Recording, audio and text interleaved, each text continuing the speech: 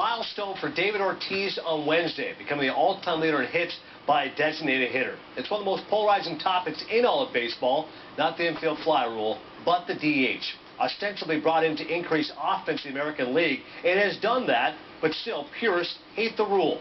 Jeremy Schaap looks at a rule which now, 40 is the new 30, celebrating its birthday this season. We might like to think that our world has been shaped by the decisions we've made. That history is the accumulation of our intentions. But the universe isn't that orderly. Sometimes things are the way they are only because someone went fishing. I'm 72 years old, and since I was probably 4 or 5, I love to get up early in the morning and be the first person on the water. It's just being out in nature and having a good time. Growing up in the family that owned the Philadelphia Phillies, Robert Carpenter III drank deeply the spirit of baseball. We became involved with the Phillies in 1943 with my grandfather. Some of the old school, which certainly my father was, the die-hard field guys. I doubt if many of them really liked the designated hitter. Designated hitter. Oh, I said we don't like the designated hitter. You're going to adapt the hitter pretty soon. No, we won't. I think the designated hitter makes the game, as I said, a joke. I don't like it. I'll always say it stinks. And no matter whether we have it in the National League or not, to me it stinks. But the stench didn't prevent National League executives from wallowing in envy, as their American League counterparts saw gains in runs and attendance with the advent of the designated hitter. This ball club drew less than 800,000 people last year, and that is the quintessential challenge. Paid attendance was still the big thing, and that was one of the big reasons why we went after the designated hitter. By the summer of 1980, Cardinals general manager John Claiborne was the leader of a National League faction determined to wring the bats out of the hands of the pitchers. You had certain National League people that were adamant. It's been done this way. We ain't changing it. I can't accept that. Never could about anything. I thought it was best at that time because a lot of fans really don't enjoy a 2-1 or 3-2 ball game as much as they do a 7-6 game. Willie Carpenter's Philadelphia Phillies had their own reasons. The Phillies decided they wanted it because we had a couple of good hitters that weren't very good in the field, Keith Moreland and Greg Luzinski. You look at what's to your advantage at the time, and from a tactical standpoint, the DH would have worked in our favor. It was decided that there would be a yes-no vote at the National League meetings in August of 1980. If a simple majority, 7 of the 12 teams voted yay, the designated hitter rule would be adopted. The people in favor of the DH went into the meeting thinking that the 7 votes were there. I went with the instructions to vote for it. And when the discussion came up about the DH, we were informed that the DH would not be effective until a year and a half later, so I didn't know what to do. Knowing that the DH rule wouldn't take effect in the NL until 1982, and now uncertain of what to do, Bill Giles tried to reach out to his owner, Willie Carpenter.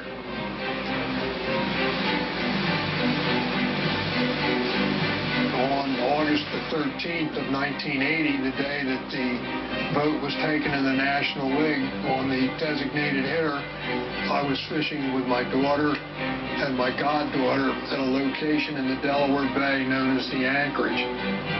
So I couldn't get in touch, so I didn't know what to do. So I abstained in the vote. And of course, an abstention is the same as a no. I was less than happy. I'm counting my votes on my fingers. I said, we got enough votes here. And then Pittsburgh, Artie Peterson, the GM for the Pirates, was told to vote the way the Phillies vote. So when I abstained, they abstained, and then Houston also abstained. With the tally at 4 yeas, 5 nays, and 3 abstentions, Bill Giles wasn't ready to surrender. I asked for a recess because I'm desperately trying to get in touch with Mr. Carpenter. Well, when you're out fishing, to have your daughter and goddaughter with you, and you're having fun and catching a few fish, and I just kept thinking, I wonder what poor old Bill Giles is going through over in that meeting. With Giles still unable to reach Carpenter, the count stood. The abstentions had undone the push for the designated hitter. To pass and not vote was, I was going to say cowardly, but that's too strong a word. It was frustrating, let me say that. It was frustrating. And that went with all three of them. I mean, make a vote. Belly up at the bar and show some courage and make a vote. They didn't. I certainly understand John's frustration. If the vote had taken the day before or the day after, chances are the National League would have had the DH from 1982 on. When we left the meetings, I told people I wanted the ownership back to the table again, and I said, well, I'm going to put it out there every 6 months. Little did I know I wasn't going to last 6 days. 5 days after the meeting, the Cardinals fired John Claiborne. You lost the flag carrier, which was me. I was a thorn in the side of those people who were against it. And I think once you lost that, it sort of just disappeared. 33 years later, the National League has yet to again vote on the DH. There's a good chance it may never. The result of Mr. Carpenter going fishing is rather profound, and because it would have changed a lot of things in baseball. I'm glad I went fishing, and philosophically, I'm an old school guy, and I like the way it turned out. And on the day in question, we caught 39 sea trout, 2 flounder, and 1 shark for a grand total of 42 fish. Not bad. I love fishing.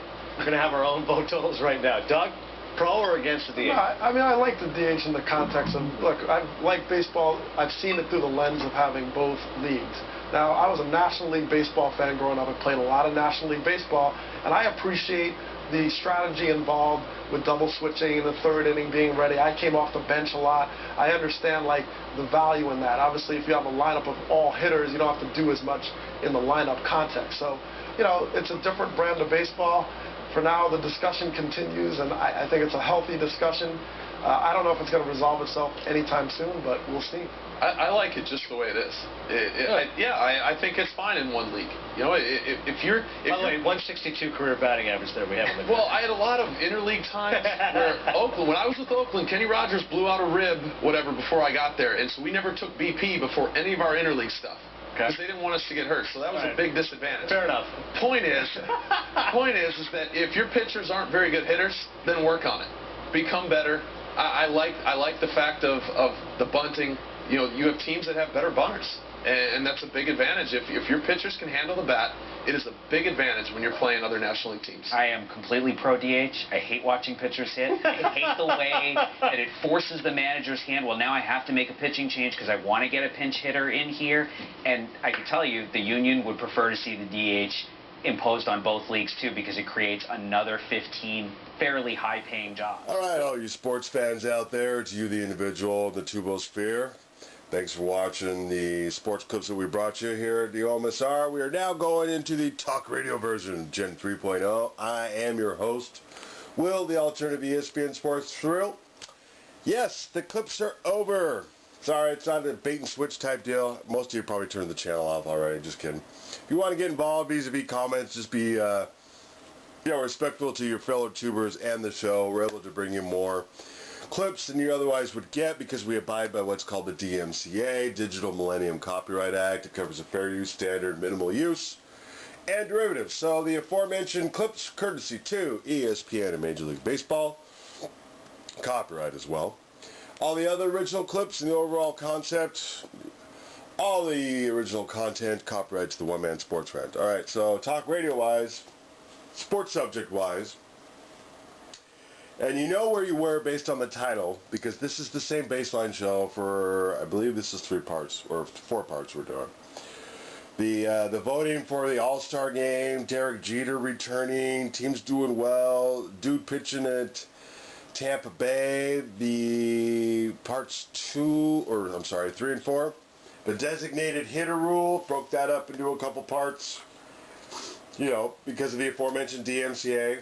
I mean, in other words, a Good Ship Sports Club Lollipop on YouTube is sold. You can't just, well, you can, but it's not advisable in the sense of you can put up like a 10-minute bit of a 30-minute sporting event on your channel. Yeah, we wouldn't suggest that. We don't even show 10 minutes worth of stuff, and we have 4 to 5 of our own, so that's the way it's got to be with the DMCA.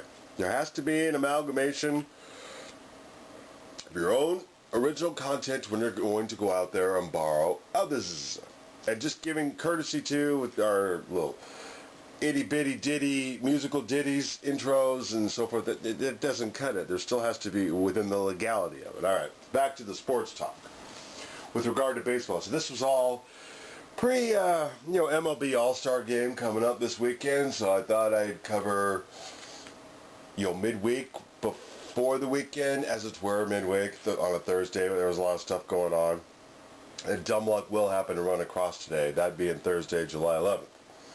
So we'll wait and see after the All-Star game, all the activities. We'll be covering a lot of baseball coming up.